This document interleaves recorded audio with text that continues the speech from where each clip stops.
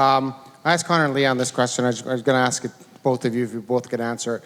I know right now it stings, and it's going to sting for a little bit, and you're going to reflect on that game for a long time. But considering what you guys did for this city and what you guys did for the team and this run that hadn't been, no one's gone on this run like this since 2006.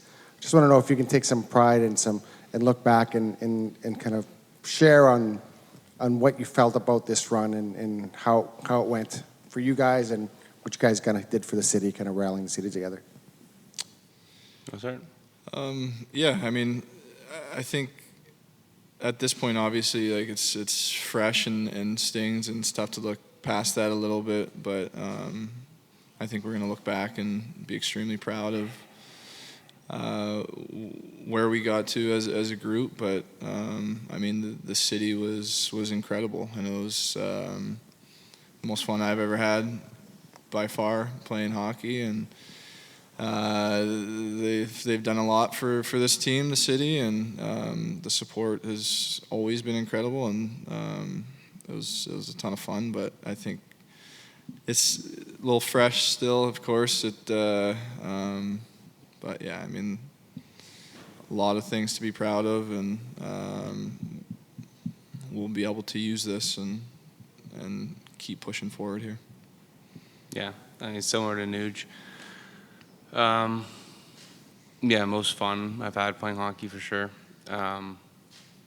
Game 6 was maybe the best building, we'll ever play in. Like, it was amazing. The fans were amazing. I hope we have more opportunities to play in games like that. Maybe one day we'll have an opportunity to win a cup in front of fans like that. Yeah, I mean, it's just hard.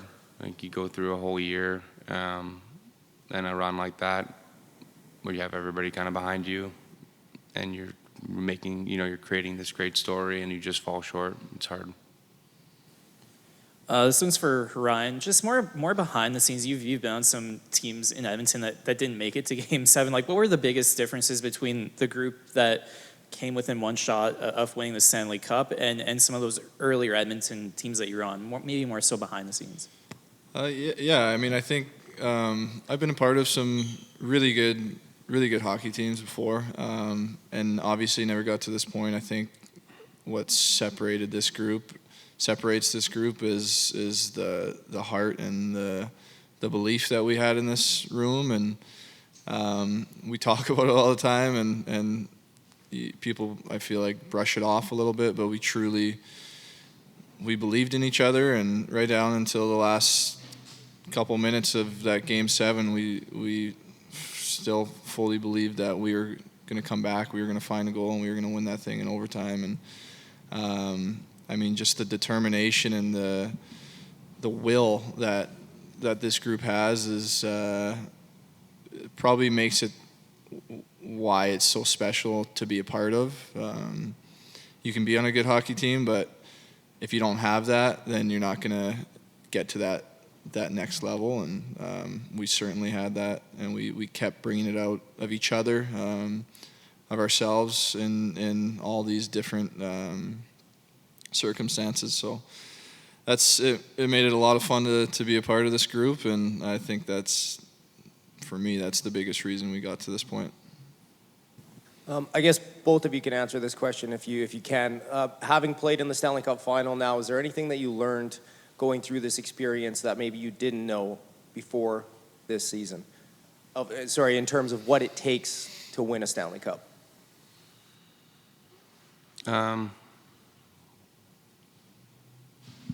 No, I mean, I think just belief. I think there's a lot of you go through a lot of hard times in the playoffs. Like, it takes a lot to get to the Stanley Cup final. I think that's the reality. It takes a ton of work, and then when you're in there, I mean, I guess what we learned is don't go down 3-0. Like, you got to find a way to win a game. You can't put yourself in a position like that. You can look at the series. We thought we played well enough to win a game out of those first 3. We didn't. We fall down 3-0, and we still have a chance to win. So I guess that you're never out of it. You just got to keep believing. But it'd be nice, to get on the board earlier. Zach, you never been in this situation, either of you, Ryan, that you guys are back in less than 90 days for next season. How does that alter your off-season approach? Because I'm sure you need some downtime. Your body's got to recover and heal from whatever bumps and bruises. How much different will that be for off-season preparation for next year? I mean, you have it two ways.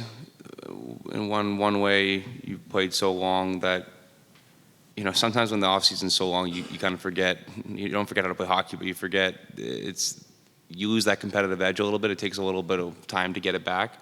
Obviously, we've never gone this far, but there won't be that big of a break. And so I think from that competitive side, like some teams that haven't played hockey in 2 months, like we're 2 months closer, I would say. And then a lot of the times when you do have a short off or a longer off season, you're kind of itching. Like you need breaks in your training because it's too long. So I think it'll just be less of a break, and you'll take a break now, and then you'll get into it, and then maybe take like 1 week before training camp at some point, at least for me, and then you're kind of back into it. It's honestly 2 months is pretty good. Like I like playing hockey, so. Zach, just on the far side over here. Leon, we all know his situation coming up here, and he was a big reason, I believe, why you wanted to sign here. Do you lobby in any way? Do you try to kind of, figure out and try to help him maybe come back to Edmonton, or how do you approach that? I haven't talked to him once about it. I mean, he's still got another year on his deal. And I know he loves playing here, so I don't know if there's any lobbying going on now. I think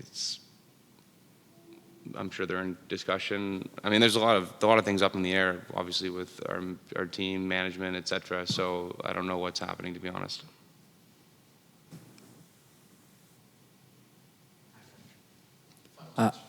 Yeah, no problem. Not sure if you know this, but Game 7 was played 13 years on the day after you were drafted. In this journey, knowing what you know now, you already talked about the adversity that you've had to face early on in your career. How could the adversity you guys faced during this 25-game stretch help the Edmonton Oilers beginning in 24-25? I think anytime you get experience like this in the playoffs, I think obviously the deeper you go, the better the experience, the harder the experience. It for sure helps you moving forward in your career as an individual, as a group.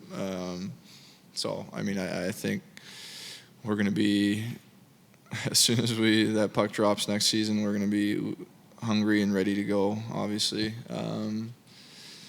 But, yeah, I mean, it's been a fun journey. I think I say it all the time. I think everybody goes through tough stretches. I know when I first came in, we were kind of near the bottom of the league, but I feel like every player, it's rare for you to just jump into the league and be in a good team right away and make the playoffs every year. I feel like everybody's got to go through some tough years to learn and grow, and being on a group like this certainly makes those early years worth it. But yeah, it's the most proud I've been to be an Edmonton Oiler, and I've certainly been lucky and fortunate to be with this organization in the city for 13 years.